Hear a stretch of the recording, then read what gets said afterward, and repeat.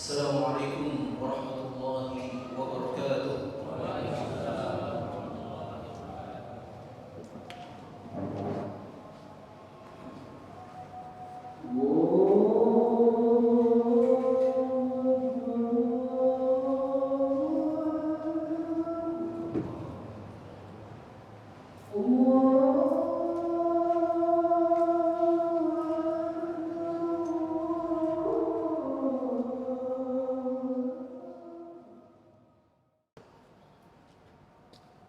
Innal hamdalillah nahmaduhu wa nasta'inuhu wa nastaghfiruh wa natubu ilayhi wa na'udzu billahi min shururi anfusina wa min sayyiati a'malina.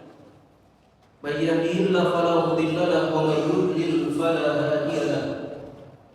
Asyhadu an la ilaha illallah wahdahu la syarika lahu wa asyhadu anna Muhammadan 'abduhu wa rasuluhu alladzi la nabiyya ba'dahu. Allahumma salli wa sallim ala 'abdika wa nabiyyika wa rasulika sayyidina Muhammadin wa ala alihi wa ashabihi ajma'in. Faqad qala Allah ta'ala fil Qur'anil Karim wa huwa asdaqul qailin. Ya ayyuhalladzina amanu taqullaha haqqa tuqatih wa la tamutunna illa wa antum muslimun. Wa qala Rasulullah sallallahu alaihi wasallam, fa in asdaqal hadithi kitabullah wa khairal hadi hadi Muhammadin sallallahu alaihi wasallam wa syarrul umuri muhdatsatuha wa kullu muhdatsatin bid'ah wa kullu bid'atin dhalalah. Sadaqallahul azim wa sadaqa rasuluhu an-nabiyyul karim. Ibadallah, usikum wa nafsi bi taqwallahi wa ta'atihi faqad fazal muttaqun. Kita bersyukur kepada Allah Subhanahu wa taala. Dialah Allah Subhanahu wa taala yang telah memanjangkan usia kita sehingga kita bertemu kembali dengan hari yang dimuliakan oleh Allah dan Rasul-Nya. Hari yang demikian agungnya sampai-sampai Allah Subhanahu wa taala menjadikan nama hari ini menjadi salah satu nama surat di dalam Al-Qur'an, yaitu surat Al-Jumu'ah. Dan Allah Subhanahu wa taala berfirman di surat Al-Jumu'ah tersebut, ya ayyuhalladzina amanu, wahai orang-orang yang beriman, idza nudiya bis-shalati min yaumil jumu'ati fas'au ila dzikrillah. Apabila telah diseru untuk melaksanakan salat di hari Jumat, maka bersegeralah untuk mengingat Allah. Wada'ul bai', dan tinggalkanlah jual beli. Tinggalkanlah seluruh aktivitas dunia. Tinggalkanlah seluruh kesibukan dan fokuslah bersungguh-sungguh melaksanakan ibadah di hari Jumat, yaitu melaksanakan salat Jumat dan juga mendengarkan khutbah Jumat. Karena khutbah Jumat merupakan bagian tak terpisahkan dari pelaksanaan salat Jumat. Salawat dan salam semoga senantiasa tercurah kepada Nabi kita Muhammad sallallahu alaihi wasallam, sosok yang kita harapkan semoga kita mendapatkan syafaat dari beliau kelak nanti di yaumul qiyamah, berkumpul bersama dengan di telaga Al-Haud, berbaris bersama dengan beliau sallallahu alaihi wasallam di bawah panji beliau sallallahu alaihi wasallam. Ikhwatal iman rahimakumullah, tema khutbah Jumat siang hari ini adalah al-ghirah. Temanya adalah al-ghirah. Apa itu ghirah? Ghirah secara bahasa maknanya adalah cemburu. Dan kata ghirah ini juga sudah diadopsi dalam bahasa Indonesia. Kita mengenal ada kata gairah. Yang tentu saja makna gairah itu berbeda dengan makna cemburu. Dan sifat cemburu ini biasanya banyak dimiliki oleh perempuan, jarang dimiliki oleh para lelaki. Padahal sifat cemburu ini seharusnya dimiliki oleh para lelaki. Dahulu ada seorang sahabat namanya Sa'ad bin Ubadah radhiyallahu anhu. Dia adalah salah seorang pemimpin di kota Madinah. Suatu ketika Sa'ad bin Ubadah radhiyallahu anhu berkata di hadapan teman-teman, "Lau ra'aitu rajulan ma'a imra'atin la darabtuhu bi sayfi ghayra mustahil." Kata Sa'ad, kalau aku melihat istriku berduaan dengan seorang laki-laki, maka pasti aku akan pukul lelaki tersebut dengan pedangku yang tajam. Aku lihat istriku berduaan dengan lelaki, aku akan pukul lelaki tersebut dengan pedang. Maka para sahabat heran betapa besar cemburu yang dimiliki oleh Sa'ad bin Ubadah. Dan mereka mengadukan sikap Sa'ad bin Ubadah ini kepada Nabi SAW. Akan tetapi ikhwatal iman rahimahullah, marilah kita simak apa yang kemudian dikatakan oleh Nabi Muhammad SAW. Dalam hadis riwayat Imam Muslim dan juga Imam Al-Bukhari, Nabi SAW kemudian bersabda, "Ata'jabuna bi ghirati Sa'ad?" Apakah kalian heran dengan cemburunya Sa'ad? Wallahi ana aghyar minhu, demi Allah aku lebih pencemburu daripada Sa'ad. Wallahi Allahu aghyar minni, dan demi Allah Allah lebih pencemburu daripada aku. Jadi ternyata ikhwatan iman rahimahullah, sikap cemburu yang ditunjukkan oleh Sa'ad bin Ubadah radhiyallahu anhu dibenarkan oleh Nabi sallallahu alaihi wasallam. Maka Nabi sallallahu alaihi wasallam menegaskan beliau lebih pencemburu daripada Sa'ad. Dan Nabi sallallahu alaihi wasallam juga menjelaskan bahwa Allah taala memiliki sifat cemburu. Dan demikianlah memang Allah Subhanahu wa taala memiliki sifat cemburu. Dalam hadis yang lain juga diriwayatkan oleh Imam Al-Bukhari, Nabi sallallahu alaihi wasallam bersabda, "Innallaha yaghar."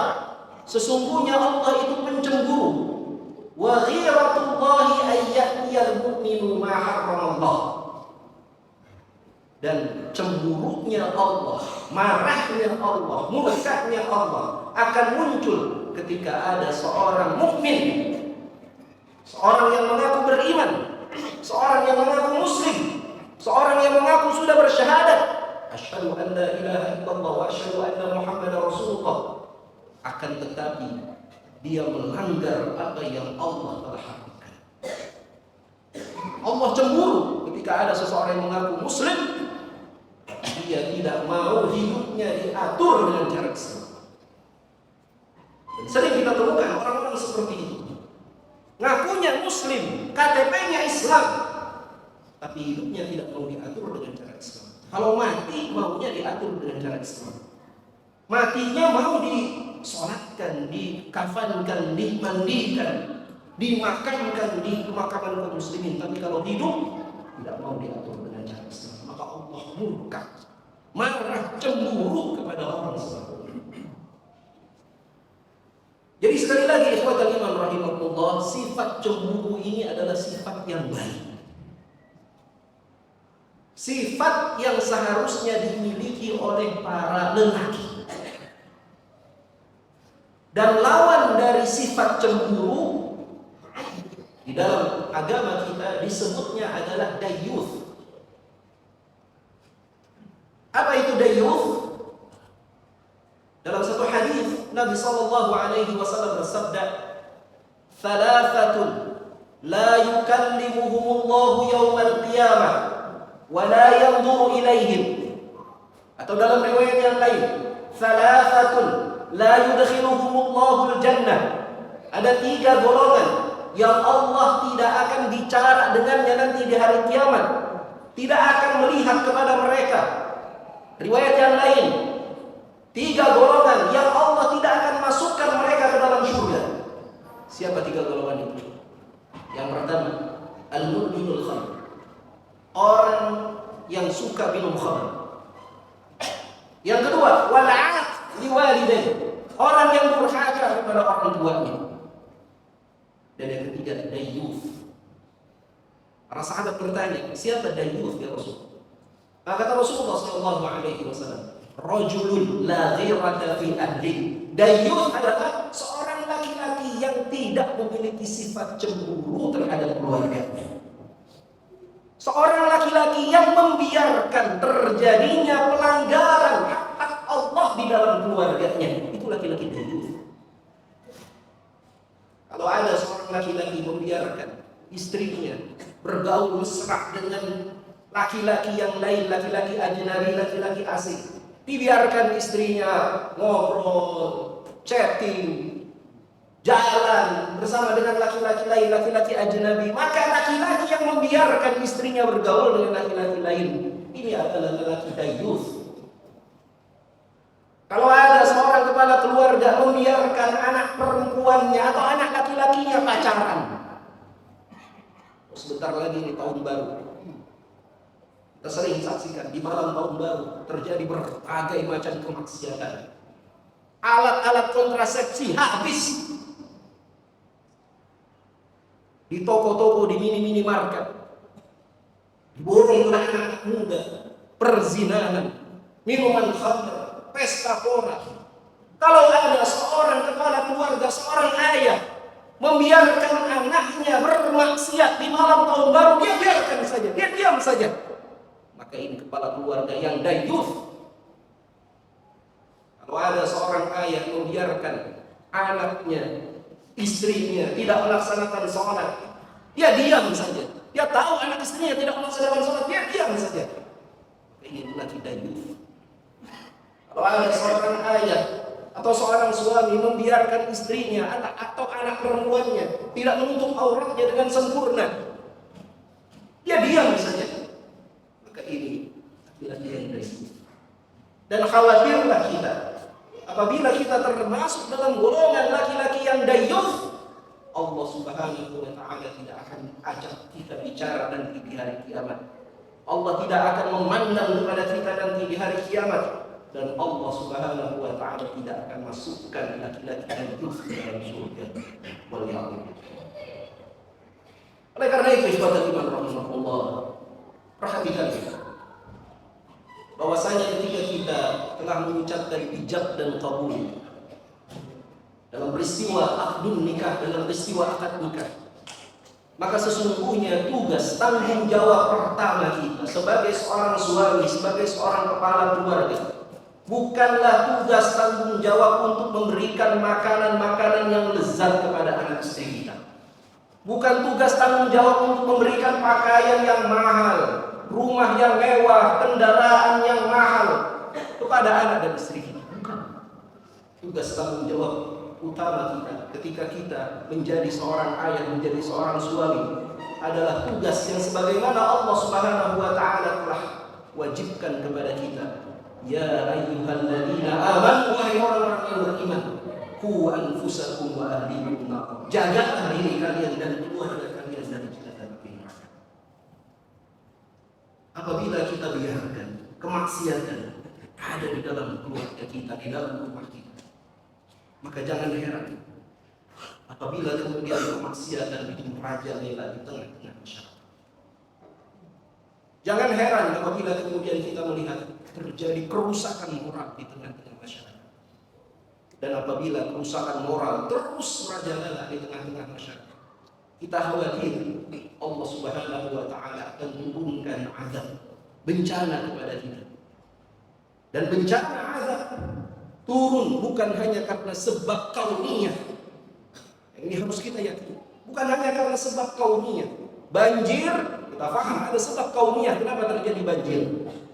Air sifatnya turun ke tempat yang lebih rendah, meresap ke tanah. Maka ketika tanah itu dilapisi dengan beton, dilapisi dengan aspal, maka terjadilah banjir. Ketika kemudian hutan-hutan ditebang, pohon-pohon digumbuli, maka terjadilah kemudian tanah longsor. Itu sebab kauniyah. Tapi selain sebab kauniyah terjadinya suatu bencana, ada pula sebab syar'iyah. Ada pula sebab-sebab syar'i, sebab-sebab yang kita tidak fahami itu kecuali kita mengkajinya melalui Al-Quran dan Sunnah. Ketika kemudian Allah Subhanahu wa ta'ala turunkan azab seseorang kepada satu kelompok masyarakat. Dan Nabi Sallallahu Alaihi Wasallam dalam hadis yang menjelaskan mengenai asyratus sa'ah, beliau pernah mengungkapkan, la tafni hadhihi ummah, sungguh umat ini tidak akan dibinasakan oleh Allah, tidak akan dihancurkan oleh Allah sampai kemudian terjadi kerusakan moral. Apa kerusakan moral yang disebutkan oleh Nabi? Hatta yaqumar rajulu ila imra'atin, sampai ada seorang laki-laki menggoda seorang perempuan. Fayaftarishuha fil tariq, lalu kemudian dia mengajak perempuan ini berzina di tengah jalan, di pinggir jalan. Terang-terangan perzinahan muncul di tengah-tengah masyarakat. Fayaqulu khiyaruhum yawma idzin, maka kata Nabi sallallahu alaihi wasallam, orang yang paling baik pada hari itu akan berkata, "Law ra'aitaha wara'a hadzal hadith." Kalau kamu mau bermaksiat, jangan maksiat terang-terangan. Maksiatlah di belakang tembok, maksiatlah di tempat-tempat yang sudah disediakan, di tempat-tempat prostitusi, di tempat-tempat lokalisasi, di tempat-tempat panti pijit plus. Jangan terang-terangan maksiatnya. Itu yang bisa diucapkan oleh orang terbaik pada hari itu. Mereka tidak bisa menahan atau mencegah terjadinya kemaksiatan. Mereka hanya mampu mengajak supaya kemaksiatan itu tidak terang-terangan. Maka ikhwatal iman rahimahullah, kalau kita baca hadis ini 30-40 tahun yang lalu, mungkin kita tidak terbayang bagaimana mungkin ada seseorang yang melakukan maksiat terang-terangan. Tapi hari ini kalau kita baca hadis tersebut, maka terbukalah mata kita. Bukankah hari ini kemaksiatan bahkan masuk ke dalam rumah kita? Bukan hanya masuk ke dalam rumah kita, masuk ke dalam saku-saku baju kita. Orang bisa memesan pelacur dari handphonenya yang selama ini dia pegang. Orang bisa melihat tayangan-tayangan yang tidak bermoral dari handphonenya yang selama ini dia pegang. Bahkan waliya'udzubillah, saya pernah melihat ada seorang jamaah masjid, ketika khutbah Jumat disampaikan, dia buka handphonenya, dia lihat perempuan sedang joget-joget di dalam masjid saat khutbah Jumat disampaikan. Maksiat terang-terangan di hadapan kita, dan kita khawatir Allah Subhanahu wa Ta'ala akan marah kepada kita karena kemaksiatan ini terjadi. Barakallahu wa lakum fi kitabihil karim wa nafa'ani wa iyyakum bima fihi min al-ayati wa dzikril hakim. وتقبل الله مني ومنكم تلاوته إنه هو السميع العليم.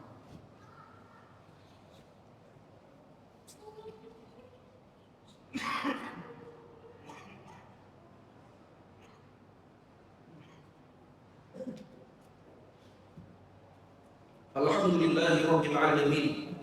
Alhamdulillahi wa kafa, wassalatu wassalamu ala nabiyyina al-mustafa wa ala alihi ahli siddati wal wafa. أشهد أن لا إله إلا الله وحده لا شريك له وأشهد أن محمدا عبده ورسوله الذي لا نبي بعده. اللهم صل على سيدنا محمد وعلى آله وأصحابه أجمعين. عباد الله، أوصيكم ونفسي بتقوى الله وطاعته. Ikhwatal iman rahimahullah, sesungguhnya tugas, tanggung jawab untuk melakukan amar ma'ruf nahi munkar, mengajak orang melakukan kebaikan, mencegah orang melakukan kemungkaran, bukanlah tugas sekelompok manusia dari kaum muslimin saja. Bukanlah tugas yang dibebankan hanya kepada ustaz, hanya kepada kiai, hanya kepada ajengan, hanya kepada ulama, pemuka agama, bukan. Tugas untuk melakukan amar ma'ruf nahi munkar adalah tugas kita semua yang mengaku sebagai pengikut Nabi Muhammad sallallahu alaihi wasallam. Di dalam surat Yusuf, Allah Subhanahu wa taala berfirman, "Qul," katakanlah wahai Muhammad, "Hadhihi sabili," inilah jalanku, ad'u ila Allah, mengajak orang kembali kepada Allah, ala basiratin, di atas basirah, di atas ilmu yang jelas. Ana wa man ittaba'ani, dakwah ini adalah jalanku dan jalan orang-orang yang mengikuti. Oleh karena itu, apabila kita mengaku sebagai pengikut Nabi Muhammad SAW, jangan biarkan ada kemungkaran di sekitar kita, terutama di rumah kita. Nabi sallallahu alaihi wasallam bersabda, "Man ra'a minkum munkaran falyughayyirhu bi yadihi." Siapa di antara kalian melihat kemungkaran, ubah kemungkaran itu dengan tangannya, dengan kekuasaannya yang itu. Fa illam yastati' fa bi lisanihi. Kalau tidak mampu dengan tangannya, dengan kekuasaannya, minimal ngomel, marah-marah dengan ucapannya dia ubah. Fa illam yastati' fa bi qalbi. Kalau tidak mampu juga dengan lisannya, maka minimal dengan hatinya. Mengubah kemungkaran dengan hati maksudnya apa? Kita tunjukkan kita tidak suka dengan kemungkaran itu. Bukan malah kita senyum-senyum di hadapan kemungkaran. Bukan malah kemudian kita tertawa melihat kemungkaran, membiarkan kemungkaran, tidak. Tunjukkan kita tidak suka, kita benci melihat kemungkaran itu. Wa dzalika adhaful iman, dan itulah selemah-lemahnya iman. Ketika kita tidak bisa mengubah kemungkaran kecuali hanya dengan raut muka, dengan hanya dengan ekspresi mata, dengan hati, itulah selemah-lemahnya. Oleh karena itu, marilah sama-sama kita jaga diri kita, keluarga kita, masyarakat kita, negara kita, negeri kita. Mudah-mudahan Allah Subhanahu wa taala jauhkan diri, keluarga, masyarakat kita dari berbagai macam bencana, bala, musibah, dari berbagai macam fitnah, baik itu fitnah di dunia ini maupun fitnah di akhirat.